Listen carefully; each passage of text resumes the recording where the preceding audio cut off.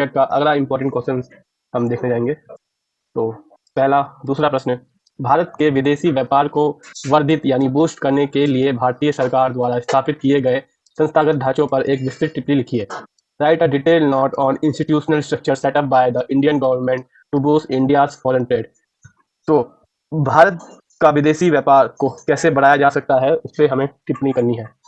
तो उत्तर देखते हैं। राष्ट्रीय निर्यात प्रयासों में वृद्धि हेतु भारत सरकार द्वारा कई प्रयास किए गए हैं, जिसके अंतर्गत सरकार द्वारा आधार संरचना के विकास एवं निर्यात प्रमोशन हेतु बाजार की संभावनाओं के विकसित हेतु संवर्धन एवं प्रचार गतिविधियों को सम्मिलित किया गया है। आर्थिक गतिविधियों एवं सेवा योजना अवसरों के संवर्धन हेतु सरकार द्वारा अनेक योजनाओं को प्रारंभ किया गया है तथा चालू योजनाओं में कई सुधार भी किए गए हैं, जिनमें से कुछ का वर्णन इस प्रकार है। पहला, निर्यात प्रसंस्करण क्षेत्र एक्सपोर्ट प्रोसेसिंग यूनिट एरिया। निर्यात प्रमोशन के प्रथम प्रयास के रूप में भारत सरकार ने निर्यात प्रसंस्करण यानी प्रोसेसिंग अर्थात एक्सपोर्ट प्रोसेसिंग एरियाज का निर्माण किया। यह संस्था नव प्रवर्तन का नवीन विचार है। एक्सपोर्ट प्रोसेसिंग एरिया EPZ 5 के मुख्य उद्देश्य इस प्रकार है। भारी उद्योगों को आकर्षित करना, घरेलू उपकरण, इलेक्ट्रॉनिक्स, टेक्सटाइल आदि क्षेत्र में कम पूंजी विनियोग वाले लघु तथा विकसित उद्योगों को विकसित करना, विदेशी पूंजी तथा प्रौद्योगिकी को आमंत्रित करना आदि। वर्तमान में संवर्धन यानी प्रमोशन एवं सूचना प्रौद्योगिकी के नाटकीय विकास के कारण EPZ का विचार सेवा क्षेत्र तक भी पहुंच गया है, परंतु वास्तव में EPZ की स्थापना का प्रमुख उद्देश्य विभिन्न देशों की आर्थिक अनिवार्यताओं को आवश्यकताओं पर करता है। प्रथम EPZ की स्थापना गुजरात के काहिला नामक स्थान वर्ष 1965 में की गई। इन 100% निर्यात मुख्य इकाइयाँ EOU यानी 100% एक्सपोर्ट ओरिएंटेड यूनिट्स EOU इकाई की स्थापना भारत सरकार द्वारा 1980 में की गई थी। एक्सपोर्ट ओरिएंटेड यूनिट के रूप से कपड़ा एवं धागा, खाद्य प्रसंस्करण, electronics, chemicals, plastics, granite, mineral तथा कच्ची धातु पर केंद्रित रहे। अधिकृत घरेलू प्रशुल्क क्षेत्र की आपूर्ति को छोड़कर संपूर्ण उत्पादन का निर्यात EOU द्वारा किया गया जाता था। इन इकाइयों को कच्चे माल निर्यात, भूमि सुविधा वाले बंदरगाह, प्रौद्योगिकी दक्षता, एक औद्योगिक पार्क का अस्तित्व एवं परियोजनाओं के लिए भूमि की बड़ी मात्रा की आवश्यकता संबंधी संदर्भ के आधार पर स्थानीयकरण हेतु किया जाता है। मार्च 2004 तक एक्सपोर्ट ओरिएंटेड यूनिट्स योजना के अंतर्गत लगभग 1764 इकाइयां कार्यरत थी। विशेष आर्थिक क्षेत्र स्पेशल इकोनॉमिक जोन। भारत सरकार ने वर्ष 2000 में SEZ का प्रारंभ किया। SEZ में क्रमशः कॉर्पोरेटिव इकाइयां बृहद रूप से इंजीनियरिंग, मध्य केमिकल्स तथा संबंधी उत्पाद, इलेक्ट्रॉनिक्स, जवाहरात तथा आभूषण, पहनने के वस्त्र तथा रबर उत्पाद समूह के अंतर्गत आदि है। यह एक शुल्क रहित क्षेत्र है। मार्च 2004 तक भारत में 171 SEZ कार्यरत थे। इसके अतिरिक्त 24 स्पेशल इकोनॉमिक जोन को अनुमोदन प्राप्त किया गया है। निर्यात गृह एक्सपोर्ट हाउस। इस योजना का उद्देश्य नामी निर्यातकों को राष्ट्रीय स्वीकृति प्रदान करना है तथा बड़े निर्यात गृहों को विपणन आधार संचालन एवं निपुणता हेतु विकसित एवं मजबूत करना है। प्राय पंजीकृत निर्यातकों को अनेक वर्षों तक निर्यात का अच्छा रिकॉर्ड बनाए रखने पर निर्यात गृह, व्यापार गृह, स्टार व्यापार गृह, सुपर व्यापार का दर्जा प्रदान किया जाता है। हीरे जवाहरात तथा आभूषण निर्यात संवर्धन योजना, diamond jewellery and jewellery export promotion scheme.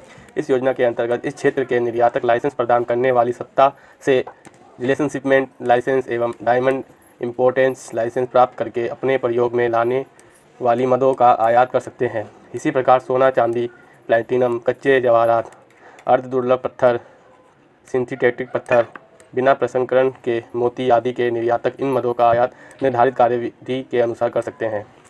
सेवाओं का निर्यात एक्सपोर्ट ऑफ सर्विस। सेवा निर्यात बढ़ाने के उद्देश्य से यह योजना निर्यातकों को अनेक सुविधा प्रदान करने की व्यवस्था करती है, जैसे सेवा प्रदत्त करने वाले को सेवा निर्यात गृह, अंतर्राष्ट्रीय सेवा निर्यात गृह, अंतर्राष्ट्रीय स्टार सेवा गृह तथा अंतर्राष्ट्रीय सुपर स्टार सेवा गृह की मान्यता निर्धारित निर्यात उपलब्धि पर प्रदान की जाती है। माने गए निर्यातकों की सुविधाएं features of demand export. Bharat में ऐसे विशिष्ट विक्रय जिन्हें निर्यात की भांति स्वीकार किया जाता है। इन माने गए निर्यातों को निम्नलिखित सुविधाएं प्रदान की गई है। पहला, तुरंत आपूर्ति, माना गया निर्यात हेतु अग्रिम लाइसेंस, माने गए निर्यात की वापसी, टर्मिनल उत्पाद शुल्क की वापसी।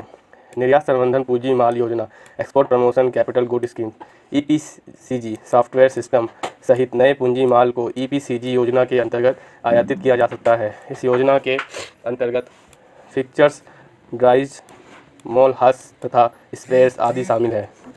निर्यात वित्त, एक्सपोर्ट फाइनेंस, इसके अंतर्गत निर्यातकों की नियत निर्यात उत्पादन एवं विदेशी ग्राहकों को माल उधार विक्रय करने हेतु वित्त की सुविधा प्रदान की जाती है। RBI द्वारा जहाज पर माल चढ़ाने से पूर्व क्रय प्रसंस्करण, निर्माण एवं माल की पैकेजिंग के लिए वित्त प्रदान किया जाता है। इस संदर्भ में मुख्य वित्तीय संस्था भारत का निर्यात आयात bank, examine export import of bank of India. इसके मुख्य कार्य निर्यात हेतु स्थगित भुगतानों के लिए उधार देना, विदेशी संयुक्त उपकरण की तथा भारतीय कंपनियों द्वारा बड़े अनुबंधों को पूरा करने हेतु वित्त एवं गारंटी प्रदान करना आदि सम्मिलित है। Market access initiative, market access initiative इस योजना के अंतर्गत निर्यात संवर्धन पॉलिसी, उद्योग एवं व्यापार संगठनों, राज्य सरकारों की एजेंसियों को वित्त सहायता उपलब्ध कराई जाती है। इस योजना के अंतर्गत अन्य गतिविधियां भी सम्मिलित हैं, जैसे निर्यात संवर्धन अभियान, बाजार अध्ययन प्रचार अभियान, अंतर्राष्ट्रीय व्यापार मेले में भाग लेना, विश्व व्यापार संगठन संबंधी तथ्यों का अध्ययन तथा राज्य सरकारों के नियत संभावनाओं का सर्वेक्षण आदि। राष्ट्रीय निर्यात प्रयासों में वृद्धि हेतु भारत सरकार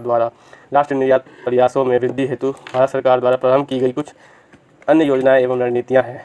कर प्रोत्साहन प्रदान park scheme, software technology park STP तथा इलेक्ट्रॉनिक हार्डवेयर टेक्नोलॉजी पार्क, शुल्क वापसी की व्यवस्था, करों में राहत, ब्रांड प्रमोशन एवं गुणवत्ता में सुधार, निर्यात आयात नीति का सकल क्रियान्वयन, राज्यों की सहायता प्रदान करना, बाजार विकास योजना, व्यापार संबंधी विषयों के विधानिक व्ययों की पूर्ति, निर्णायक संतुलन विनियोग कार्यक्रम, इलेक्ट्रॉनिक आंकड़े अंतर हस्तांतरण सुविधाएं अथवा योजनाएं आदि।